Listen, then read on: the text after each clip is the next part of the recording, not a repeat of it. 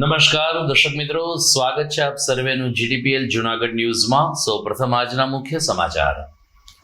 ભાજપના સૌથી યુવા રાષ્ટ્રીય અધ્યક્ષ તરીકે નીતિન નબીનજીની પસંદગી. પીએમ મોદીએ રાષ્ટ્ર વિકાસમાં અગ્રેસર રહેવા આપી શુભેચ્છા. રાજ્યપાલ આચાર્ય દેવવ્રતની પ્રેરક ઉપસ્થિતિમાં આવતીકાલે જૂનાગઢ કૃષિ યુનિવર્સિટીનો 21મો પદવીદાન સમારંભ યોજાશે. 74 તેજસ્વી છાત્રો સહિત 578 છાત્રોને અપાશે પદવી. તો હરિયાણાના કુલપતિ દીક્ષાંત પ્રવચન કરશે. હાલ સોના ચાંદીના ભાવમાં ચઢાવ ઉતરાવ આવી રહ્યો છે, ત્યારે કેટલાક લેભાગુ તત્વો સક્રિય બન્યા હોવાની સોની વેપારીઓએ પોલીસને કરી રજૂઆત.